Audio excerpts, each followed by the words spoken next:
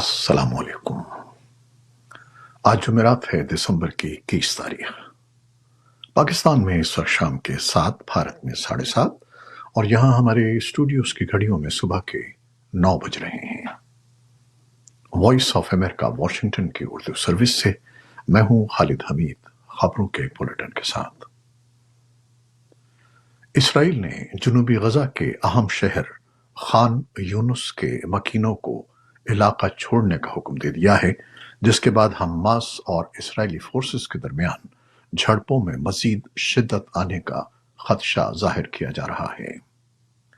خان یونس میں 1,40,000 متاثرین مختلف پناہ گاہوں میں پناہ لیے ہوئے ہیں۔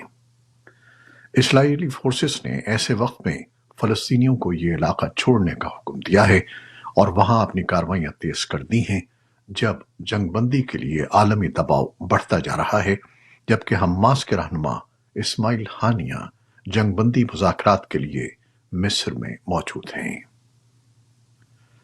وسطی اور جنوبی اسرائیل میں جمعرات کو راکٹ سائرن بجائے گئے، جبکہ غزہ کی پٹی میں حماس کے عسکریت پسندوں نے کہا کہ جنوبی غزہ میں اسرائیلی فضائی حملے میں 4 افراد جان دے بیٹھے۔ حماس نے کہا کہ مرنے والوں میں بسام غبن بھی شامل ہیں، جو حماس کی طرف سے کریم شالوم کراسنگ کے غزہ کی جانب مقرر کردہ سینئر اہلکار تھے۔ خبر رساں ادارے رائٹرز نے اسرائیلی فوج کے ترجمان کے حوالے سے بتایا ہے کہ اسرائیل اس واقعے سے آگاہ نہیں تھا۔ ورلڈ فوڈ پروگرام نے کہا ہے کہ اردن کے خیراتی ادارے کی طرف سے 46 ٹرکوں کا قافلہ بدھ کو 750 میٹرک ٹن خوراک لے کر غزہ پہنچا۔ فوڈ ایجنسی نے بتایا کہ 7 اکتوبر کے بعد یہ پہلا موقع ہے جب اردن سے براہ راست امدادی قافلہ غزہ پہنچا ہے۔ WFP فلسطین کے نمائندے سمر عبدالجابر نے ایک بیان میں کہا کہ اردن کے راستے ایک راہداری کے قیام سے امداد کے بہاؤ میں اضافہ ہوگا اور کچھ دباؤ کم ہو جائے گا، جس کا ہم اس وقت سامنا کر رہے ہیں۔ وائٹ ہاؤس نے کہا کہ انسانی بنیادوں پر توقف اور یرغمالیوں کی رہائی کے لیے بات چیت انتہائی سنجیدہ ہے۔ غزہ میں بدھ کو 75ویں روز بھی لڑائی جاری رہی۔ اسرائیلی فوج کا کہنا ہے کہ اس نے گزشتہ 24 گھنٹوں کے دوران 300 سے زائد اہداف پر حملے کیے ہیں۔ روس اور عرب لیگ نے بدھ کے روز مراکش میں روس عرب کوآپریشن فورم کے دوران مشترکہ طور پر اقوام متحدہ سے غزہ میں جنگ بندی کی قرارداد کا مطالبہ کیا۔ یہ فورم عام طور پر سفارتی اور اقتصادی تعلقات پر توجہ دیتا ہے، تاہم اس کی توجہ غزہ کی پٹی کے تنازع پر مرکوز رہی۔ روس کے وزیر خارجہ سرگئی لیوروف نے کہا کہ ہمیں امید ہے کہ سلامتی کونسل جنگ بندی کے لیے آواز اٹھائے گی۔ مراکش کے وزیر خارجہ ناصر بوریتا کی زیر صدارت اجلاس میں لیوروف اور 22 رکنی عرب لیگ کے سفارتکاروں نے شرکت کی۔ لیگ کے اسسٹنٹ سیکرٹری جنرل حسام ذکی نے کہا کہ ہمیں امید ہے کہ سلامتی کونسل اس قرارداد کو منظور کر لے گی اور مستقل رکن، خاص طور پر امریکہ کی جانب سے ویٹو نہیں کیا جائے گا۔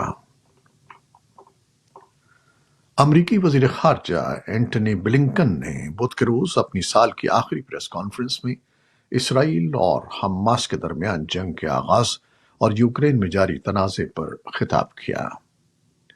بلنکن نے کہا کہ ہم بہت پرزور طریقے سے جنگ میں وقفہ کروانے اور یرغمالیوں کو غزہ سے نکلوانے کے لیے کوشاں ہیں۔ انہوں نے کہا کہ یہ وہ معاملہ ہے جس پر ہم ہر روز کام کر رہے ہیں۔ امریکہ کے دورے پر آئے ہوئے پاکستان کے آرمی چیف عاصم منیر نے کہا ہے کہ ملک میں عام انتخابات مارچ سے پہلے ہوں گے۔ انہوں نے یہ بات واشنگٹن میں پاکستانی سفارت خانے میں پاکستانی نژاد امریکی کمیونٹی کے ساتھ ہونے والی ایک تقریب میں کہی۔ پاکستانی فوج کے سربراہ نے معیشت، دہشت گردی، انفارمیشن ٹیکنالوجی اور زراعت جیسے موضوعات پر تفصیل سے گفتگو کی اور پاکستانی نژاد امریکیوں کی خدمات کو سراہا۔ اس رپورٹ کی تفصیل کے لیے ہمارے سوشل میڈیا پلیٹ فارمز پر آئیے۔ پاکستان کے دو سابق وزرائے اعظم نواز شریف اور عمران خان نے آنے والے عام انتخابات میں ملک کے مختلف حلقوں سے الیکشن لڑنے کا اعلان کیا ہے۔ تاہم عمران خان اور نواز شریف دونوں کی انتخابات میں عملی شمولیت کے حوالے سے سوالات پائے جاتے ہیں، کیونکہ عمران خان کو توشہ خانہ کیس میں سزا یافتہ ہونے کے سبب اور نواز شریف کو سپریم کورٹ کی جانب سے تاحیات نااہلی کے فیصلے کی وجہ سے انتخابات میں حصہ لینے میں قانونی مشکلات کا سامنا ہے۔ ماہرین کا کہنا ہے کہ سابق وزرائے اعظم نواز شریف اور عمران خان کاغذات نامزدگی تو جمع کروا سکتے ہیں، تاہم سزا یافتہ اور نااہل قرار دیے جانے کے سبب انتخابات میں شمولیت کا فیصلہ عدالتیں کریں گی۔ افغانستان کے لیے پاکستان کے خصوصی ایلچی آصف درانی نے افغان شہریوں کی تیسرے ممالک میں آبادکاری پر بات کی ہے۔ درانی نے اپنے ایکس پیج پر پناہ گزینوں کی عالمی تنظیم یا IOM کے وفد کی ڈائریکٹر جنرل ایمی پوپ کی قیادت میں خوش آمدید کہا اور بتایا کہ ہم نے افغان شہریوں کی تیسرے ممالک میں آبادکاری پر بات کی ہے، خاص طور پر ان افراد کی جو افغانستان سے امریکی اور نیٹو انخلا کے بعد پاکستان پہنچے تھے۔ ایمی پوپ نے اس ہفتے کابل کا دورہ کیا تھا اور بدھ کو تورخم میں پاکستان سے واپس آنے والے افغان افراد سے ملاقات کی تھی۔ امریکہ اور انسانی حقوق کے علمبرداروں نے افغانستان کے حکمراں طالبان سے مطالبہ کیا ہے کہ وہ طالبات کو یونیورسٹیوں میں واپس آنے کی اجازت دیں اور اس بات کو یقینی بنائیں کہ خواتین کو ہر سطح پر تعلیم تک رسائی حاصل ہو۔